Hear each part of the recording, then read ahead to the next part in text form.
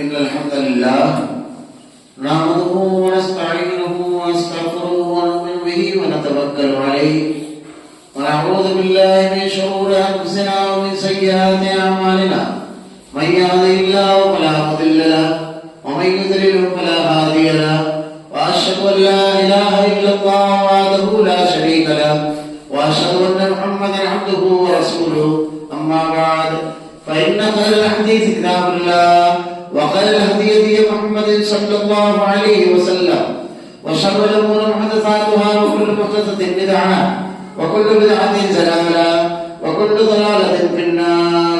أعوذ بالله من الشيطان الرجيم. بسم الله الرحمن الرحيم. والقرآن المجيد بل عجبوا أن جاءهم منذر منهم فقال الكافرون هذا شيء عجيب أإذا متنا وكنا ترابا ذلك رجل بعيد قد علمنا ما تنقص الأرض منهم وعندنا كتاب حفيظ بل كذبوا بالحق لما جاءهم فهم في أمر مريض أفلم ينظروا إلى السماء فوقهم كيف بنيناها وزيناها وما لها من فروج والأرض مددناها وألقينا فيها رواسي وأنبتنا فيها من كل زوج بهيج تبصرة وذكرى لكل عبد منيب ونزلنا من السماء ماء مباركا فأنبتنا به جنات وحب الحصيد والنخل باسقات لها طلع نضيد رزقا للعباد وأحيينا به بلدة ميتا كذلك الخروج كذبت قبلهم قوم نوح وأصحاب الرس وثمود وعاد وفرعون وإخوان لوط وأصحاب الأيكة وقوم تبع كل كذب الرسل فحق وعيد أفعينا بالخلق الأول بل هم في نفس من خلق جديد. قال الله تعالى في القرآن المجيد والفرقان الحميد. أعوذ بالله السميع العليم من الشيطان الرجيم. بسم الله الرحمن الرحيم. لقد كان في قصصهم عبرة لأولي الألباب ما كان حديثا يفترى ولكن تصديق الذي بين يديه وتفسير كل شيء وهدى ورحمة لقوم يؤمنون. تمام تعریفیں اللہ رب العالمین کے لیے جو تمام جہانوں کا یہ تنہا خالق و مالک ہے اور بے شمار درود و سلام اللہ کے آخری نبی حضرت محمد صلی اللہ علیہ وسلم پر. معزز حاضرین، اللہ رب العالمین نے قرآن کریم کے اندر مختلف ادوار میں انبیاء کرام اہل ایمان کے ساتھ جو معاملات ہوئے اس کو کہیں انتہائی اختصار کے ساتھ اور کہیں بڑی تفصیل کے ساتھ بیان فرمایا. ان کے واقعات اور ان کے اوپر جو لوگ حاکم تھے یا جن لوگوں نے ان لوگوں کے اوپر ظلم کیا، جو لوگوں نے ان لوگوں کے اوپر زیادتیاں کی، ان کے بھی انجام کو اللہ رب العالمین نے بیان فرمایا. اور پرانی واقعات جو ہیں اس کے بارے میں اللہ نے ارشاد فرمایا کہ یہ واقعات اللہ تعالیٰ نے اس لیے بیان کرے تاکہ ہم اس سے عبرت اور نصیحت حاصل کریں. عقل مندوں کے لیے اس میں زبردست نصیحتیں ہیں. یہ واقعات جہاں ہمیں زندگی گزارنے کا اصول دیتے ہیں، عبادات کا طریقہ بتاتے ہیں، شرک اور کفر اور بدعقیدگی سے ہم کو روکتے ہیں. اس میں جہاں ایسے اسباب ہے وہاں زندگی کے کامیاب اصول ہیں. یہاں انتہائی مشکل ترین حالات میں زندگی گزارنے کا حوصلہ مند حالات ہیں اور ظلم کے انتہاؤں میں اور اس کی چکی میں پسنے والی اگر کوئی قوم ہے تو اس قوم کے سامنے کسی ظالم بادشاہ کا تذکرہ ہے اور پھر اس کا انجام بھی بیان کر دیا گیا کہ اللہ رب العالمین نے کیسے اس کو کیمرے کردار تک پہنچایا. اہل ایمان جب ان واقعات کو پڑھتے ہیں ہر پہلو سے اسے نصیحت حاصل کرتے ہیں. عقیدے کی بات میں جب آدمی پڑھتا ہے واقعات اور انبیاء کرام کی جب پورے تفصیلات دیکھتا ہے کہ کس طرح اللہ رب العالمین نے حضرت نوح علیہ السلام اور اہل ایمان کو بچایا، اوپر سے بھی پانی نیچے سے بھی پانی، ہر جگہ پانی. کس طرح اللہ رب العالمین نے حضرت ابراہیم علیہ السلام کو نار نمرود میں محفوظ اور معمول رکھا. کیسے اللہ رب العالمین نے حضرت یونس علیہ السلام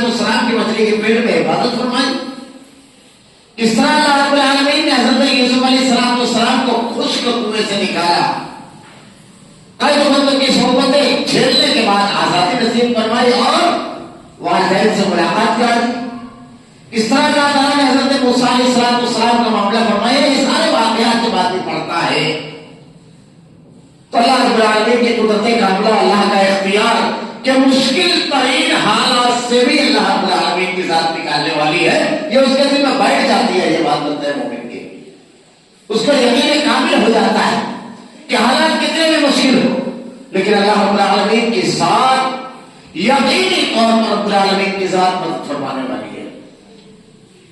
ہم انبیاء کرام کے واقعات کا اگر سرسری طور پر جائزہ لیں گے، خود اللہ کے نبی کی زندگی دیکھیں کہ مکی زندگی میں کس قدر اذیت سے دو چار ہوئے. اللہ کے نبی صلی اللہ علیہ وسلم اور صحابہ کرام کو جو اذیتیں دی گئی مکہ کے اندر، مسجد میں نماز پڑھنے پر پابندی، کھل کر کے مسجد حرام میں اللہ کا گھر، لیکن اللہ کے نبی صلی اللہ علیہ وسلم اور صحابہ کرام عبادت نہیں کر سکتے تھے. اللہ کے نبی صلی اللہ علیہ وسلم کو حالت نماز میں مارا گیا، آپ کے اوپر گوشت ڈال دی گئی اللہ کے نبی صلی اللہ علیہ وسلم کے اوپر حالت نماز میں. صرف اتنا نہیں، حضرت ابو ذر غفاری رضی اللہ تعالیٰ عنہ ایمان لائے اور صرف اتنا کہا کہ لوگوں سنو میں اللہ کے ایک ہونے اور محمد رسول اللہ صلی اللہ علیہ وسلم کو رسول ماننے کا اقرار کرتا ہوں. اتنا مارا کہ لہو لہان ہو گئے. ایک صحابی آ کہا تم لوگوں کو کچھ ہوش ہے؟ یہ قبیلے بڑوں افکار کے ہیں، تمہارے کارواں تجارت کے اسی راستے سے گزرتے ہیں، کچھ گزر پائیں گے؟ تو لوگ رک گئے. 2 روز 3 روز تک آپ کے ساتھ یہی کیا گیا. یہ مظالم اللہ کے نبی صلی اللہ علیہ وسلم کے پاس صحابہ کرام آئے کہنے لگے کہ اللہ کے نبی بہت ظلم کر رہے ہیں مکہ کے مشرکین بہت. اللہ کی مدد کب آئے گی؟ اللہ نے قرآن کی آیت نازل فرمائی، ام حسبتم ان تدخلوا الجنہ ولما یأتکم مثل الذین خلوا من قبلکم مستهم البأساء والضراء وزلزلوا حتى يقول الرسول والذین آمنوا معه متى نصر اللہ الا ان نصر اللہ قریب.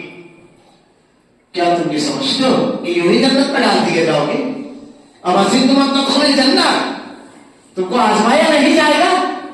امتحان اور آزمائش نہیں ہوگی تمہارے ساتھ. ام حسبتم ان تدخلوا الجنہ ولما یأتکم مثل الذین خلوا من قبلکم مستهم البأساء، تم سے جو پہلے کے لوگ تھے موڑ دیے گئے، جھنجھوڑ دیے گئے بالکل. حتیٰ کہ رسول اور ان کے جو ساتھی تھے وہ کہنے لگے کہ اللہ کی مدد کب آئے گی؟ اللہ نے ارشاد فرمایا متى نصر اللہ الا ان نصر اللہ قریب. سنو اللہ کی مدد قریب. بڑی زبردست آزمائش امتحان سے گزرے وہ لوگ. اللہ کے دین کے لیے آزمائش آئیں گے، امتحان آئے گی. یہ پوری تاریخ ہے. کافر کو جب بھی قوت اور اقتدار ملے گا وہ اہل ایمان کی زندگی کو تنگ کرے گا، کیونکہ کفر ظلم کے ساتھ ہے اور ایمان عدل کے ساتھ ہے، انصاف نرمی کے ساتھ ہے. کیونکہ اسلام نے دعوت کو دیا. اللہ کے نبی صلی اللہ علیہ وسلم نے کہا کہ اگر ایک عورت نے کتے کو جو پیاسا تھا اس کو پانی پلا دیا، اللہ نے اسی کی بنیاد پر اس کو جنت میں ڈال دیا. یہ اسلام جو جانوروں کے بارے میں حکم دیتا ہے کہ ان پر اتنا بوجھ نہ ڈالو جتنا وہ اٹھا نہ سکے. ایک عورت اس لیے صرف جہنم میں چلی گئی، جب جنت میں گئی کتے کو پانی پلانے کی وجہ سے، اور ایک عورت نے ایک بلی کو باندھ کر رکھا وہ ان کی پیاسی مر گئی. اگر اسے کھلا چھوڑ دی تو کہیں سے بھی ان کو خوراک حاصل کر لیتی. اسی بنیاد پر اس کو اللہ نے جہنم میں داخل کیا. یہ انجام ظالموں کا بتایا جا رہا ہے. صرف ایک بلی کا واقعہ نہیں ہے. جب کسی بلی اور کتے پر آدمی ظلم کرے گا تو اس کا انجام کتے کا تو انسانوں پر ظلم کرنے والوں کا کیا حال ہوگا، کس طرح رہے گا. تو زندگی تنگ کی گئی صحابہ کرام کی. پورے واقعات پر جائیے. اللہ کے نبی صلی اللہ علیہ وسلم ہجرت کیے. 3 ہجرتیں کی صحابہ نے. 2 ہجرت حبشہ کی طرف، 2 ہجرتیں، اور پھر 1 ہجرت مدینہ. بدن کے کپڑوں پر صحابہ کرام گھر بار کاروبار دکان مکان سب کچھ چھوڑ کر نکلے. تصور کرے آدمی آج کے دور میں پورا وجود آدمی کا حل جاتا ہے کہ آدمی کو صرف بدن کے کپڑوں پر نکلنا پڑے، سب کچھ چھوٹ جائے. ایک اجنبی کبھی جگہ جانا ہے جہاں پر کوئی مستقبل نہیں ہے آدمی کا. ہمارے یہاں مساج میں ذرا سا لوٹ پٹ جاتا ہے، صرف گھر جل گیا، دکان باقی ہے، صرف دکان کر گئی، گھر باقی ہے. کیا کیفیت ہوتی ہے ان لوگوں کی. ذرا سا ایک مرتبہ آدمی پوچھے اور اپنے آپ کو اس جگہ رکھے کہ سب کچھ ختم، اب صرف ایک چیز ہے، ایک چیز بس، بہت بڑی چیز، بہت مضبوط چیز ہے یہی سب ختم ہونے پر سب ملنے کا حوصلہ دیتی ہے اللہ پر توکل. جس نے یہ کر دیا تھا وہی وہ اور کر دے گا. جس نے یہاں سے عادت دی تھی وہی ہے، وہی خالق و مالک ہے، اس کو پکڑ کر رکھنا ہے. یہ سب چھوڑ دینا ہے، عقیدے کو بچا لینا ہے اس کو. یہی حضرت موسیٰ علیہ السلام نے اپنی قوم سے کہا تھا، وقال موسیٰ لقوم استعینوا باللہ. حضرت موسیٰ علیہ السلام نے اپنی قوم سے کہا لوگوں اللہ کو مضبوطی سے پکڑ لو، اللہ کی طرف رجوع کرو، اللہ کے ہو جاؤ. صحابہ کرام کا معاملہ کیا تھا؟ نکلے بدن کے کپڑوں پر مدینہ ہجرت کی، مکہ ہجرت کی. ایسے حالات تھے کہ جب مدینہ آتے تو مسجد نبوی میں ایک چبوترا تھا، اس کے اوپر رہتے، کھجور کے ٹہنیاں لوگ لا کر کے ٹانگتے تھے. بھوکے پیاسے رہے لیکن عقیدے کی اور دین کی سوداگری نہیں کی. یہ پورے حالات پڑ گئے.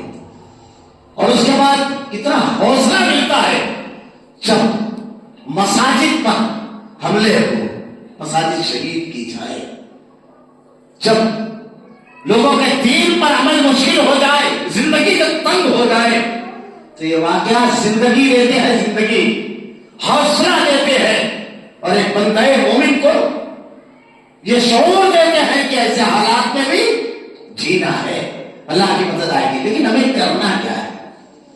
کن حالات میں اللہ کی مدد آئے گی؟ ایمان پر، اسلام پر ڈٹے رہنا، نہیں رہے. واقعہ بڑھ گیا مکی زندگی میں. اللہ کے نبی صلی اللہ علیہ وسلم ایک مرتبہ گزر رہے تھے، پورے حضرت یاسر کے خانوادے کو بڑی زبردست قربانیاں اسلام کے لیے. پہلی شہیدہ ہے ان کی والدہ، ان کی بھی اہلیہ حضرت سمیہ پہلی شہیدہ اسلام کی. ان کے بیٹے زبردست قربانی، کیا ان کی فضیلتیں جو بیان کی گئی ہے. اللہ کے نبی صلی اللہ علیہ وسلم گزر رہے ہیں، پورے خاندان پر ظلم کیا جا رہا ہے. ان کی والدہ کو تو شہید کیا گیا. صبر یا آل یاسر انما موعدکم الجنہ، صبر یا آل یاسر، تمہارے لیے جنت ہے. ان کے والد بھی اسی صدمے میں شہید ہوئے، آگ پہ لٹا دیا گیا. یہ سب مظالم جو گزرے، لیکن کیا ہوا؟ اللہ کے دین پر جمے رہنے کا کیا فائدہ ملا؟ ہجرت کر کے پہنچے مدینہ، وہاں پر بھی سکون سے نہیں رہنے دیا.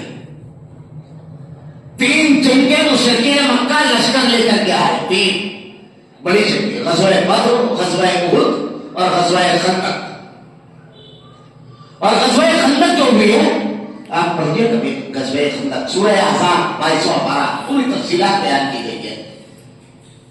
سائیکالوجی، خوف، ہر چیز سے محرومی، طاقت کا انتہائی زبردست مظاہرہ، کمزوری اور بے کسی سب نظر آئیں گے اس میں.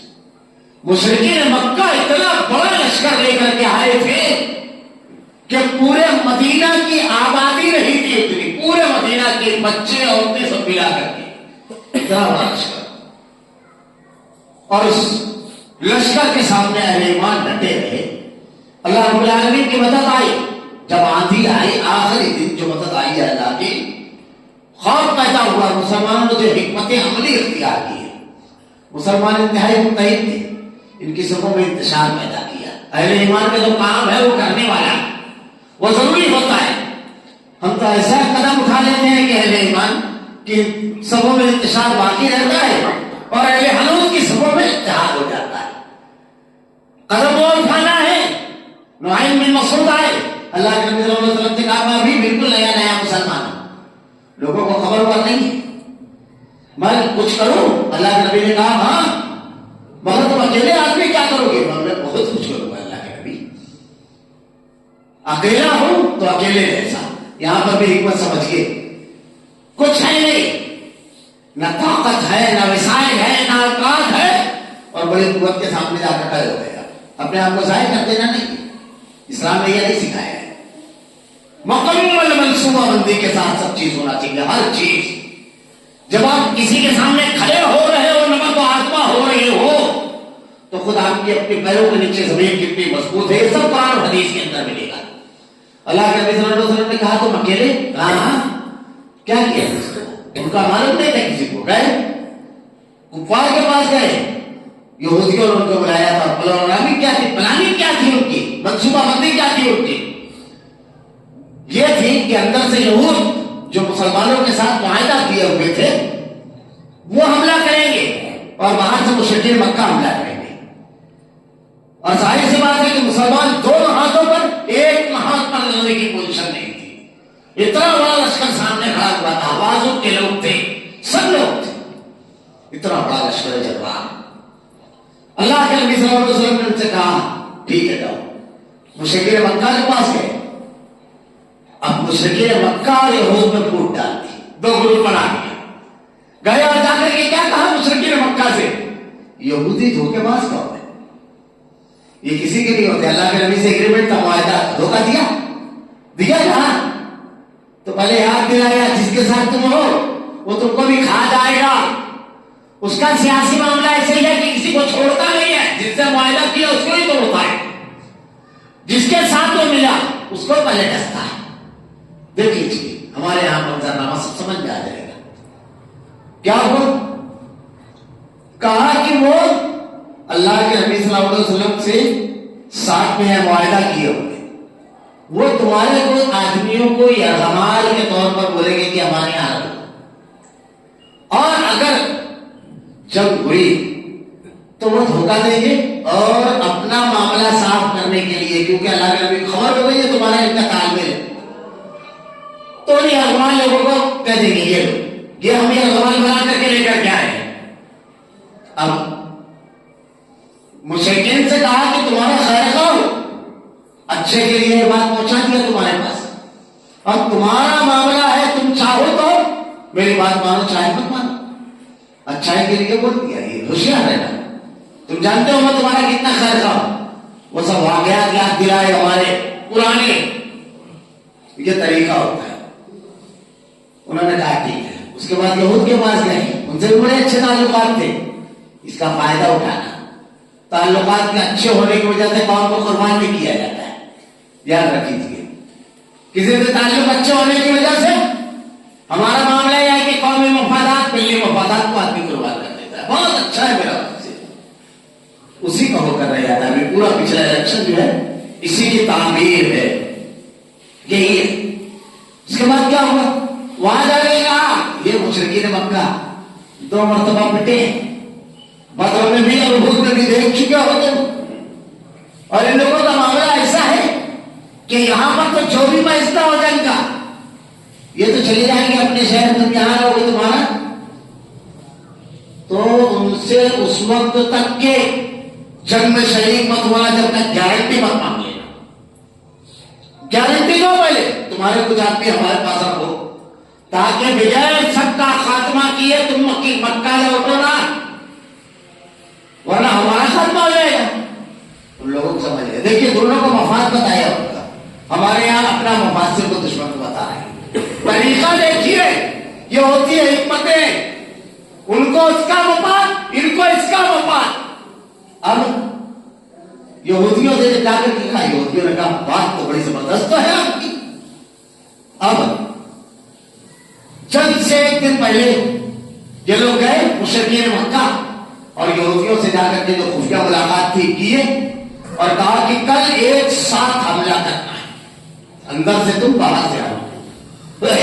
یہودیوں نے کہا سنیچر کا دن ہے اور ہماری قوم تھی، ہمارا ایک قبیلہ تھا، ان کو اللہ نے بندر بنا دیا، قرآن کے اندر ہے اصحاب السبت، سنیچر والے لوگ، قلادۃ خاسئین، اللہ نے سب کو بندر بنا دیا، 3 دن میں سب مر گئے تھے، اور بندر بھی ایسے بنے تھے کہ سمجھ میں آتے تھے یہ فلاں صاحب ہے، یہ فلاں حضرت ہے، یہ فلاں ہے، تو سمجھ میں آتے تھے، ایسے بندر بنے تھے، 3 روز تھے۔ سنیچر کے روز ان کو مچھلی پکڑنے سے منع کیا گیا اور انہوں نے وہ کام کیا، تو کہا سنیچر کے روز ہم جنگ نہیں کریں گے۔ اور ایک اور بات ہے، حملہ تو بعد میں ہوگا لیکن پہلے تو کچھ آدمی ہمارے پاس ہمارا وہ گارنٹی دو کہ آخر تک کہ تم لوگ جاؤ گے نہیں میدان سے، مشرکین مکہ کا فوراً دماغ کا یار یہ تو سیم بات ہے، ایک دم وہی، یار یہ لوگ وہی ہمارے ساتھ کرنے والے ہیں۔ اتنی زبردست منصوبہ بندی ہونی چاہیے۔ دیکھیے پروگرامنگ سامنے والے کے دماغ میں بیٹھ گئی یہ بات۔ ہمارے یہاں کیسی پروگرامنگ ہوتی؟ یہ سب دین ہے، یہ سب شریعت ہے، کیونکہ اسی کی بنیاد پر یہ سب چیز جب مقابلہ آلائے کے رہے کہ ہم قرآن و حدیث پر عمل کریں گے تو ہماری دینی زندگی، ہماری سماجی زندگی، ہماری اقتصادی زندگی، ہماری تعلیمی زندگی سماج کی محفوظ رہے گی۔ ورنہ تعلیمی اداروں سے نقاب اتارے جائیں گے اور ہماری قومی غیرت و حمیت پر حملے ہوں گے، کیونکہ ہم بکھرے ہوئے رہیں گے۔ معاشی محاذ پر ایسے ضوابط اور قوانین آئیں گے کہ ہم ختم ہو جائیں گے، یہ بنائے جائیں گے، سب ہوگا۔ سماجی محاذ پر ظلم اور تشدد سب ہوگا۔ عبادت کا ہی آج محفوظ رہی ہے۔ یہ معاملہ آج کیا انکار کر دیا تو انہوں نے بھول پا گئی، اللہ کی مدد ہے۔ یہ پورے حالات دیکھیے، پورے حالات کیا ختم کر سکے، لیکن یہاں پر جو پہلا نقطہ ہے کہ اللہ کے نبی اور صحابہ کرام کا عمل کیا تھا، وہ قرآن کو ماننے والے، وہ حدیث کو ماننے والے، وہ اللہ کے دین پر سختی سے عمل کرنے والے۔ عمرہ کے لیے گئے اللہ کے نبی صلی اللہ علیہ وسلم، اللہ کا گھر تھا مسجد حرام، روک دیا گیا، کہا تم عمرہ نہیں کر سکتے اس سال، صلح حدیبیہ کے موقع پر۔ وَمَنْ أَظْلَمُ مِمَّنْ مَنَعَ مَسَاجِدَ اللَّهِ أَن يُذْكَرَ فِيهَا اسْمُهُ وَسَعَىٰ فِي خَرَابِهَا۔ اس سے بڑھ کر ظالم کون ہے جو اللہ کے گھر میں اللہ کا ذکر کرنے سے لوگوں کو روکے؟ اس کے لیے بڑی خرابی ہے۔ کیا ہوا؟ تم اللہ کے گھر سے روکتے ہو۔ اللہ تعالیٰ نے حدود حرم کے باہر کر دیا، یہ اللہ کا فیصلہ، معمولی بات نہیں ہے۔ یہ مدد، یہ سب چیزیں کب آئی ہیں؟ غور کرنے کی بات ہے۔ یہ حالات، یہ واقعات جب اہل ایمان والا عمل ہو۔ حضرت موسیٰ علیہ السلام اپنی قوم سے کہتے ہیں وَإِذْ قَالَ مُوسَىٰ لِقَوْمِهِ اسْتَعِينُوا بِاللَّهِ قَالَ مُوسَىٰ لِقَوْمِهِ اسْتَعِينُوا بِاللَّهِ۔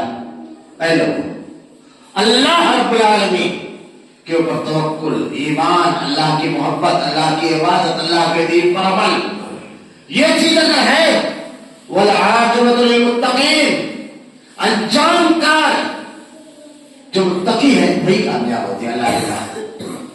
اللہ کی زمین ہے، اللہ جسے چاہتا ہے پھرتا ہے۔ کیا ہوا؟ حضرت موسیٰ علیہ السلام کا واقعہ دیکھیے، جب ظلم ہوتا ہے تو یہ جو واقعات ہیں ہمارے لیے تسلی کا سامان ہے۔ کیسا ظلم کیا تھا فرعون نے، اہل ایمان کے ساتھ کیسی اللہ کی مدد آئی اور فرعون کا کیسا انجام ہوا، سب دیکھیے، سب تاریخ کا حصہ ہے اور یہ آگے بھی ہونے والا ہے۔ وہی وَلَن تَجِدَ لِسُنَّتِ اللَّهِ تَبْدِيلًا، اللہ کی سنت بدلتی نہیں ہے۔ بڑی بڑی قوتیں لمحوں میں بکھر جاتی ہے جب اللہ رب العالمین کا فیصلہ آتا ہے۔ اللہ کی بے شمار مخلوقات ہے، ایک مخلوق کو اللہ تعالیٰ اگر حکم دے دیتا ہے۔ کل کی بات ہے، کل جب دنیا کے اندر سونامی آئی، مجھ کو یاد ہے اچھی طرح، کئی ممالک کی حکومتیں ڈھہ گئی۔ اس کو جو پورا سونامی کا جو منظر نامہ تھا، اس وقت ایک عالم نے ایک بڑا پیارا جملہ کہا تھا، عمارتیں بلند والا عمارتیں سوکھے پتوں کی طرح فضا میں بکھر گئی، گاڑیاں وغیرہ اس طرح پانی میں چل رہی تھی جیسے تیل کے، جن گاڑیوں میں سفر کر کے آدمی دور نزدیک تک کے جاتا ہے۔ ہوا کی تیزی کا عالم یہ تھا کہ کوئی چیز انسانی بنائی ہوئی اس کے سامنے ٹھہر نہیں سکتی تھی سونامی کے۔ انہوں نے تبصرہ کرتے ہوئے کہا تھا عمارتیں کمزور نہیں تھی، ٹیکنالوجی کی کمی نہیں تھی، لیکن اللہ کا عذاب بڑا شدید تھا۔ یاد رکھیے، قوت، طاقت، یہ سب اس وقت بھی کم نہیں تھی، لیکن جب اللہ رب العالمین کی پکڑ آئے گی، اللہ کا عذاب بڑا شدید ہے۔ کیا سمجھتے ہیں؟ کل کی بات آئی، کرونا جب آیا، ساری ٹیکنالوجی تھی، وہ مشین بھی تھی جس میں کرونا دکھ جاتا تھا، وہ وائرس، وہ معمولی سا جو ہے کرونا وہ دکھ جاتا تھا، مگر عام لیبورٹری میں تو دکھائی بھی نہیں دیتا تھا۔ لوگوں کو اللہ رب العالمین نے ذرا تھا چھوڑا. یہ جو دندانتے ملتے تھے شاہراہوں پر لوگوں کو ملکوں سے نکالنے کی بات کرتے تھے، اپنے گھروں میں ایسے گھسے کہ چپراسی اگر آتا تھا تو کہتے تھے باہر. اپنے باپ اور ماں کی لاشیں چھوڑ کر بھاگے. یہ مومن حوصلہ نہیں ہارتا ان حالات میں. فرعون کتنا بڑا ظالم تھا، ذرا سا تصور کیجیے. یسبحون ابناءکم ویستحیون نساءکم وفی صالحکم بلاء بربکم عظیم. ان کے لڑکوں کو چھوڑ دے، لڑکیوں کو چھوڑ دیتا، لڑکوں کو قتل کر دیتا. ایک آدمی ہلکا سا تصور لے کر جائے کیا معاملہ ہے فرعون کا. ذرا سا سوچیے، اولاد نرینہ لڑکا ہر آدمی کی خواہش ہوتی ہے. ایک آدمی کو خبر آئی کہ اللہ رب العالمین تجھ کو جگر کا ٹکڑا دیا، بیٹا دیا. یہ خبر اس کے کانوں میں پہنچی اور اس کے پیچھے ہی فرعون کے قائد سپاہی پہنچے اور اس کے سامنے، ماں کے سامنے، باپ کے سامنے، یسبحون ابناءکم ویستحیون نساءکم وفی ذلک بلاء بربکم عظیم. ذبح کر دیا بچے. کتنا عصیت ناک اللہ تعالیٰ نے ارشاد فرمایا، عصیت ناک عذاب میں مبتلا کر رکھا تھا. یہ نسل بریدہ کر رہا تھا. ظلم کی انتہا ہے. کیا ہوا اس کا انجام؟ فوج تھی، حکومت تھی، اور کتنی کمزور قوم اس کے سامنے تھی حضرت موسیٰ علیہ السلام کی. مقابلے کی قوت سے اس طرح بھاگ رہے تھے وہ. اتنا مقابلے کی قوت نہیں تھی کہ حضرت موسیٰ علیہ السلام کہتے ہیں یہ سامنے جو قوم ہے جا کر کے ان سے جنگ کرو. قرآن پڑھیے، ان سے جنگ کرو، اللہ فتح دے گا. اس ہم انت ربک کا مقابلہ ہے نا ہونا قائمون. کہا تو اور تیرا ہم جا کر لڑیں، ہم طاقت نہیں پاتے ان سے لڑنے، مقابلے کی قوت نہیں، کیونکہ مسلسل ظلم سہتے تھے. آدمی کے اندر مقابلہ لڑائی کا جذبہ کمزور ہو جاتا ہے. مسلسل اگر ظلم ہوتا ہے تو آدمی کا معاملہ یہ ہوتا ہے کہ وہ جواب دینے کی قوت اس کی کمزور ہو جاتی ہے. ان لوگوں کے اندر یہی معاملہ تھا. لیکن کیا ہوا اس کے بعد؟ اللہ تعالیٰ نے کیا انجام کیا حضرت موسیٰ علیہ السلام کی قوم پر، اہل ایمان پر ظلم کرنے والے فرعون کا. یہ سبق ہے ہمارے لیے، یہ سبق ہے کہ بالآخر ظالم کا انجام کیا ہوتا ہے. جب حضرت موسیٰ علیہ السلام کو اللہ رب العالمین نے حکم دیا کہ اپنی قوم کو لے کر کے صبح صبح نکل جاؤ اس بستی سے، حضرت موسیٰ علیہ السلام نکلے، دریا کے کنارے پہنچے. فرعون کو خبر لگی، وہ اپنے پورے لاہور لشکر کے ساتھ پہنچا. کیا کہا تھا قوم کے لوگوں نے کہ ہم تیرے آنے سے پہلے بھی مصیبت میں تھے، تیرے آنے کے بعد بھی پریشانی میں، کوئی فرق اور کا نہیں پڑا. حضرت موسیٰ علیہ السلام سے کہتے ہیں کہ آگے کھانٹے مارتا ہوا دریا، پیچھے فرعون کا لشکر. اب یہ ہے اہل ایمان. کیا کہا تھا حضرت موسیٰ علیہ السلام نے؟ ہمارے اوپر اگر مشکل ترین حالات آتے ہیں، اگر ہمارے خلاف حکومتیں کھڑی ہو جاتی ہیں اور وہ استائی طاقتیں جو مسلمانوں پر ظلم کو روا رکھتی ہیں وہ کھڑی ہو جاتی ہے، تو مسلمان بالکل بے قدری کا مظاہرہ کیا کرتا ہے؟ کیا اللہ رب العالمین ساری حکمت کا بھی استعمال کرنا ہے. حضرت موسیٰ علیہ السلام نکلے قوم کو لے کر کے، پوری قوم حضرت موسیٰ علیہ السلام کے ساتھ گئی. یہاں قوم کے لوگوں نے یہ نہیں کہا کہ نہیں ابھی چاہیں گے تو اور معاملہ بڑھ جائے گا. اتحاد اتفاق کا مظاہرہ کیا سب لوگوں نے. اور اس کے بعد کیا ہے، جب حالات بگڑے تو کچھ لوگوں نے یہ بھی کہا کہ ہم کیا کریں. حضرت موسیٰ علیہ السلام نے کہا انما یہ اپنی سیادی، میرا راستہ دکھائے گا، راستہ کھولے گا. اس میں بہت بڑا سبق ہے. میں ہمیشہ کہتا ہوں کہ عام طور سے اگر سامنے راستہ بند ہوتا ہے تو ہم لوگ حیران اور پریشان ہو جاتے ہیں، خوفزدہ ہو جاتے ہیں. حضرت موسیٰ علیہ السلام کے پیچھے بھی راستہ بند تھا دونوں طرف، لیکن آپ نے اللہ پر توکل کیا. وہ رب جس کے لیے کوئی رکاوٹ نہیں، اس رب پر توکل کر کے نکلے تھے. اللہ نے حکم دیا لاٹھی کو مارو دریا پر. واقعہ پر غور کیجیے، جب لاٹھی ماری یعنی حرکت کبھی نہیں رکنا چاہیے، ہر وقت حرکت میں ہونا چاہیے. اللہ چاہتا تو حکم دیتا دریا کو پھٹ جا، لیکن عصا ہے تو اس کو چلا، نکلا ہے نا اب چلا. ماری لاٹھی، دریا پھٹ گیا، راستہ بن گیا. حضرت موسیٰ علیہ السلام اپنی قوم کو لے کر کے نکلے اللہ کی تسبیح اور اس کی بڑائی بیان کرتے ہوئے. پلٹ کر دیکھ رہے ہیں تو فرعون کا بھی لشکر حرکت، لیکن اللہ نے راستہ بنایا تھا، فرعون کا نہیں تھا. ابھی تک تو اس کا ظلم چل رہا تھا، لیکن یہاں سب چیز اللہ کے مشیت کے مطابق ہوتی ہے. کیا ہوا؟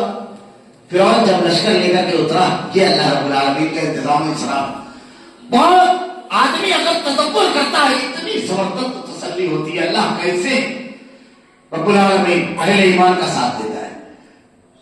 یہ بنی اسرائیل کے لوگ مقابلہ نہیں کر سکتے تھے فرعونیوں کا، طاقت نہیں تھی اس کی، نہ حوصلہ تھا، کیونکہ آگے کے واقعے میں یہ چیز ہے. لیکن ظلم تو انہیں کے اوپر ہوا تھا، مظلوم تو یہی تھے. اگر یہ مارتے تو برابری تھی. تو کیا کیا اللہ نے؟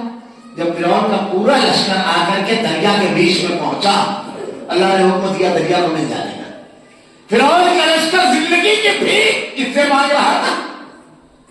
جن کے گھروں میں موت لے کر پہنچتے تھے اس سے کیا مانگ رہے تھے؟ زندگی کی بھیک. کیا کہتا ہے فرعون؟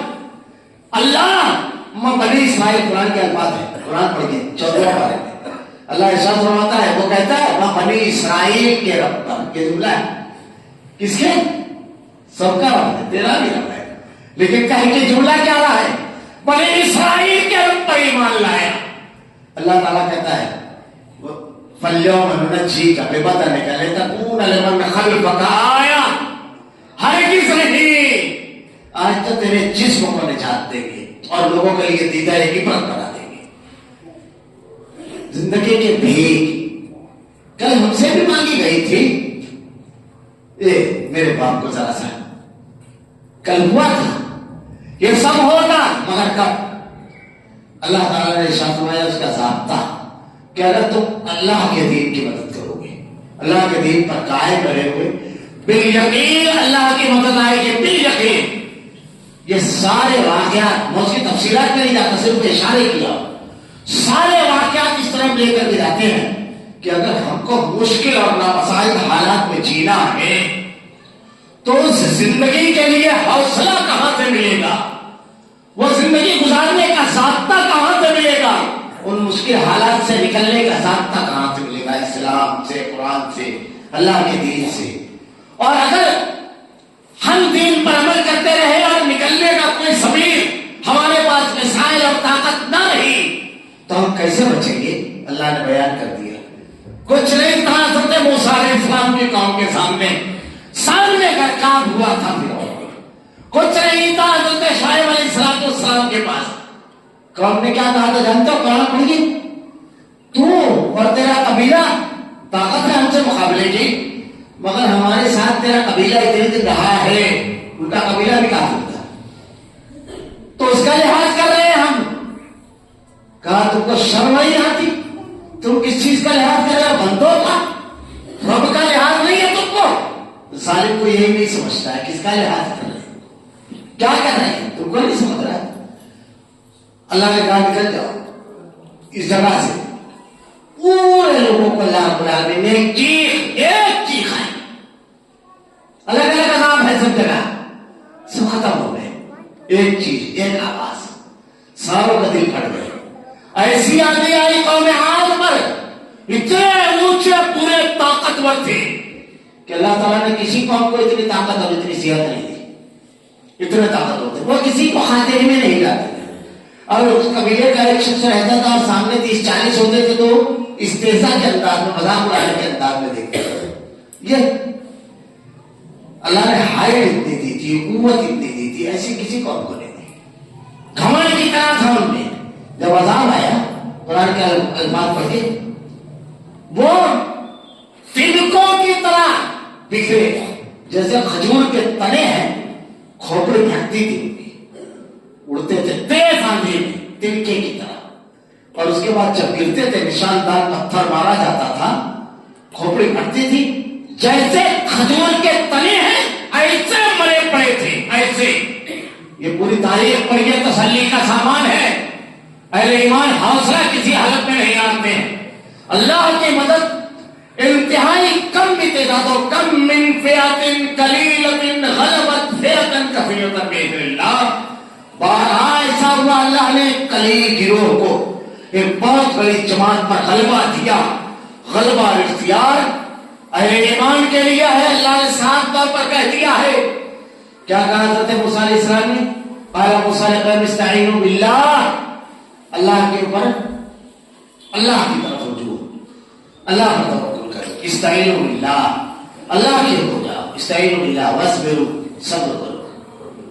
صبر کا معنی یہ ہے نیکی پر جم جانا، برائی چھوڑ دینا، اور اس پر جو تکلیف آئے نیکی پر عمل کرتے ہوئے اس کو برداشت کرنا، گلا شکوہ نہ کرنا اور نیکی نہیں چھوڑنا.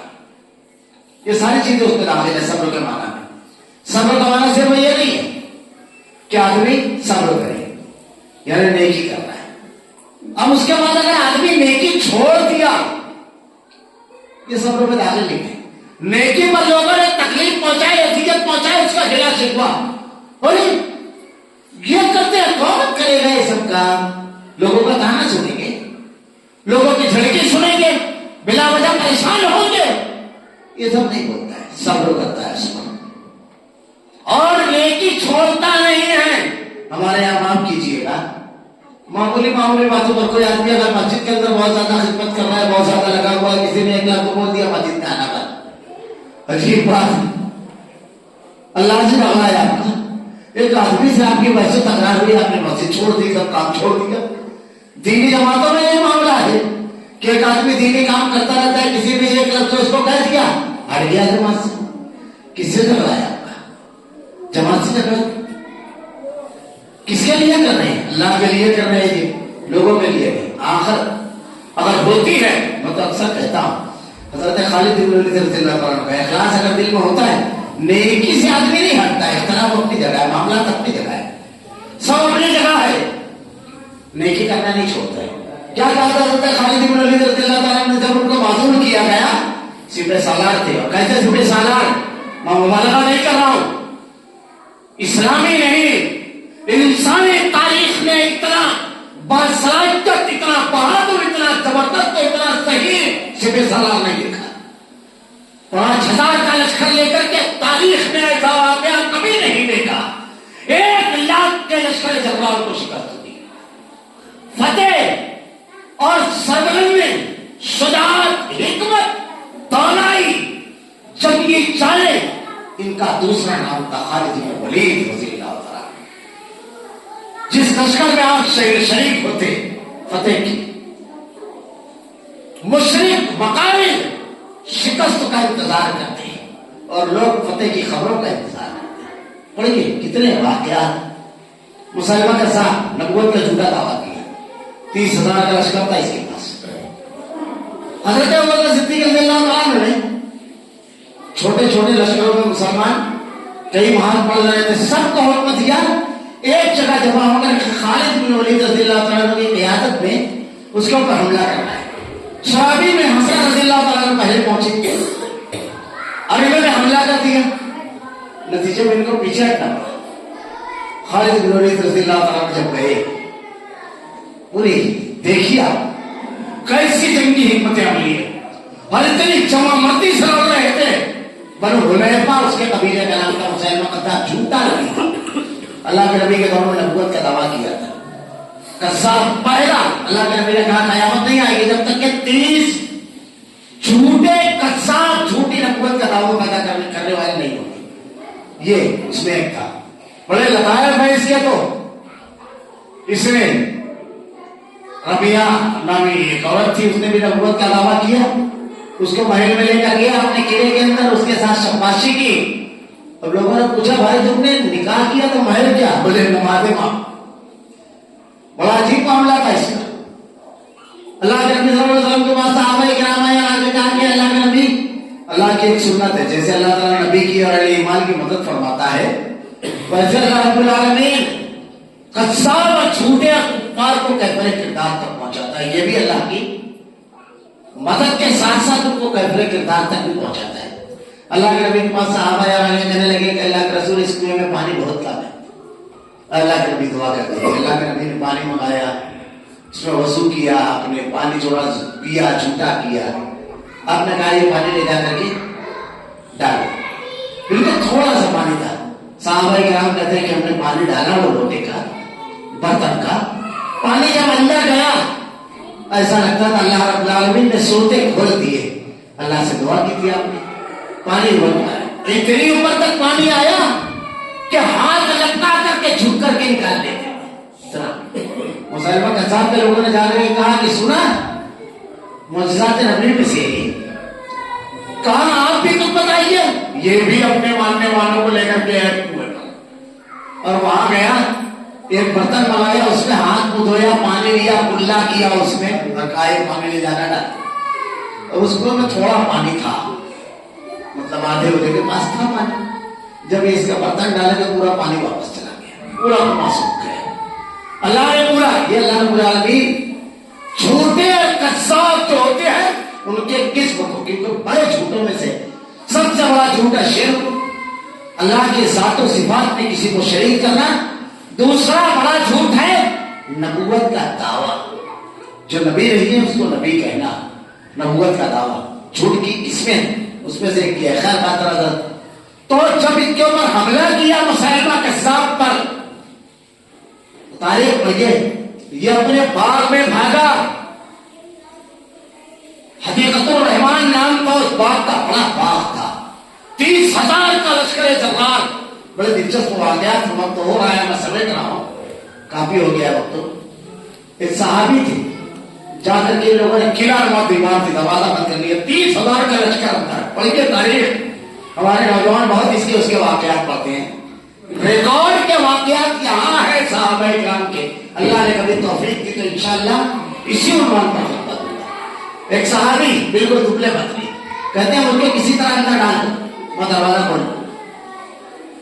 9 صحابہ نے ایک بڑی ڈھال تھی, اس کے اندر ان کو بٹھایا. اور یہ تاریخ پڑھیے, تمہارا رشتہ کن جوان مردوں کے ساتھ ہے جنہوں نے موت کی آنکھوں میں آنکھیں ڈال کر گفتگو کی ہے. ان سے تمہارا رشتہ کہاں سے ہے, تم کن کی نسل ہو. پڑھیے اپنی تاریخ. صحابہ کرام نے الٹے ویسے پر ان کو اچھال کر کے اندر ڈال دیا. اکیلے صحابہ ہیں, صحابی 9 لوگوں کو قتل کیا اور دروازہ کھول دیا. سب تصور کیجئے, 30,000 کا لشکر اندر, اور ایک شخص کہتا ہے مجھ کو صرف اندر آپ لوگ کسی طرح ڈال دو, بس اس کے بعد میرا کام. یہ ناممکنات کو ممکن ایمان کرواتا ہے, ایمان. اور اسی میں ہے یہ واقعہ, بات آئی ہے تو کہتا چلو اسما نہ جا رہی ہے. ویشی بن حرب, جس نے اللہ کے نبی صلی اللہ علیہ وسلم کے چچا حضرت امیر حمزہ کو شہید کیا تھا, جب وہ ایمان لائے تو کیسے ایمان لائے؟ فجر کے نماز میں پہنچے مسجد نبی میں اور زور زور کر کے پڑھا لا الہ اشہد لا الہ الا اللہ واشہد ان محمدا عبدہ ورسولہ. اللہ کے نبی کی فجر کی نماز جب ختم ہوتی تھی تو صحابہ کہتے ہیں ہم ایک دوسرے کو پہچان نہیں پاتے تھے, اتنا اندھیرا رہتا تھا. غرض ہوتے تھے, شروع کرتے تھے آپ, اسباب میں ختم کرتے تھے. تو اللہ کے نبی صلی اللہ علیہ وسلم نے کہا تمہارا کون؟ ویسے بن حرب. کہا تمہارا اسلام قبول ہے, مجھے بتاؤ میرے چچا کو کس طرح شہید کیا. اللہ کے نبی کو بتایا, آپ روتے رہے. بڑی محبت تھی حضرت امیر حمزہ رضی اللہ عنہ سے آپ کو, اور حضرت امیر حمزہ کو بھی آپ سے تھی, روتے رہے. اس کے بعد کہا ویشی تمہارا اسلام قبول ہے لیکن میرے سامنے بتانا میرے چچا کی یاد آ جاتی. ویشی بن حرب کو کہتے ہیں زندگی میں 2 کام میں نے کیا, ایک انتہائی بہترین شخص کو شہید اور ایک انتہائی بدترین شخص کو قتل. چھوٹا نیزہ رکھتے تھے, اللہ نے اتنا سچا نشان دیا تھا کہ تول کر جب مارتے تھے تو ہمارے یہاں لوگ کہتے ہیں ناک پہ مکھی بیٹھی ہے تو گارنٹی کی ناک محفوظ رہے گی. اتنا پکا اور سچا نشان اللہ نے دیا تھا. وہ نیزہ لے کر کے چل رہے تھے اندر کہ کسی طرح یہ مسلمہ کذاب میرے نبی کی نبوت کا ڈاکہ ڈالنے والا کذاب کے دکھ جائے. مسلمہ دکھائی دیا تلواروں اور نیزوں اور بھالوں کے جھنڈ میں اور ڈھالوں میں, لیکن یہ سچے نشانہ واسطے نشانہ تولا اور جب چلایا ہے نیزہ اس کے پیٹ میں گھسا اور چیرتا ہوا غصے کی طرف نکل گیا. اتنے زبردست نشانے باز تھے اور اتنی تیز تحریک تھے. اور اسی طریقے سے کہتے ہیں حمزہ رضی اللہ تعالیٰ عنہ نہیں کہتا زبردست. وہ گرا, ایک صحابی نے لپک کر کے اس کو قتل کر دیا. وہ خالد بن ولید رضی اللہ تعالیٰ مسجد میں یہ وجہ بتا رہا تھا, یہ ان کا کارنامہ تھا فتح, بے شمار فتوحات ہے. جب ان کو معذور کیا گیا, لوگوں نے کہا کہ آپ امیر لشکر رکھیے, آپ ہی امیر رکھیے, بے شمار فتوحات اور قربانی ہے, آپ کیوں ہٹیں گے؟ آپ کو نہیں ہٹنا ہے, بات کر دیں گے ہم امیر المومنین سے. کیونکہ اسلام نے ذہنی غلامی کو کبھی پسند نہیں کیا, کبھی نہیں. اسی لیے مومن جو ہوتا ہے اصولوں کی سوداگری نہیں کرنے والا کرتا. اور ہمارے لوگوں کا آج المیہ یہ ہے کہ ذہنی غلامی ہمارے یہاں موجود ہے. جماعتوں میں دیکھو, اداروں میں دیکھو, بس صحیح غلط کچھ بھی ہم اس کے ساتھ. ذہنی غلامی انتہائی بدترین چیز ہے اور اسلام نے اس کو کبھی پسند نہیں کیا. کیا جملہ کہا تھا خالد بن ولید نے رضی اللہ تعالیٰ عنہ, سونے سے اگر لکھا جائے تو اس کی قیمت نہیں ادا ہوگی. آپ نے کہا تھا خالد عمر کے راستے میں نہیں, رب عمر کے راستے میں لڑ رہا ہے. مجھ کو کوئی پرواہ نہیں سپہ سالار کی حیثیت سے مارا جاؤ, یہ سپاہی کی, یہ اخلاص ہے. جب اللہ کے رضا کے لیے آدمی عمل کرتا ہے اور اللہ کا ہو جاتا ہے, ظالم کا ظلم, طاقتوروں کا طاقت, یہ سب کچھ نہیں ہوتی. اور جب اخلاص ہوتا ہے ہر قسم کے حالات میں نیکی کا جذبہ موجود ہوتا ہے. ہر قسم کے حالات میں لوگوں کو دیکھ کر کے لوگوں کی محبت اور عنایت اور لوگوں کی چاہت, یہ سب اس کے لیے اتنی اہم نہیں ہوتی ہے. اللہ رب العالمین سے دعا ہے, رب العالمین ہم تیرے بڑے کمزور بندے ہیں, رب العالمین الہ العالمین بڑا مشکل وقت ہے رب العالمین امت محمدیہ پر, رب العالمین مدد فرما, رحم فرما رب العالمین. الہ العالمین ہماری سبوں میں امتحان پیدا فرما رب العالمین. الہ العالمین دشمن کی سبوں میں انتشار پیدا فرما رب العالمین. الہ العالمین فلسطین کے حالات بڑے مطوش ہے رب العالمین, بیروت کے حالات رب العالمین. الہ العالمین اہل ایمان سخت سردیوں میں زندگی گزار رہے ہیں, اللہ ہم بڑے مجبور ہیں رب العالمین, آنکھیں اشکبار ہے, دل گمزدہ ہے, پھٹے ہوئے ہیں دل رب العالمین. ان مظلوموں کی مدد فرما, تو ہے ساری قوت اور طاقت کا مالک الہ العالمین, مدد فرما, رحم فرما رب العالمین. الہ العالمین اللہ نیکیوں میں مطابقت فرما, اس پر چلنے کی توفیق دے, اس سے محبت دے, گناہوں سے نفرت پیدا فرما رب العالمین. الہ العالمین ہمارا خاتمہ ایمان پر فرما. ربنا لا تزغ قلوبنا بعد إذ هديتنا وهب لنا من لدنك رحمة إنك أنت الوهاب. بارك الله لنا ولكم في القرآن المجيد ونفعنا وإياكم بالآيات والذكر الحكيم. إنه تعالى جواد كريم ملك الرؤوف الرحيم.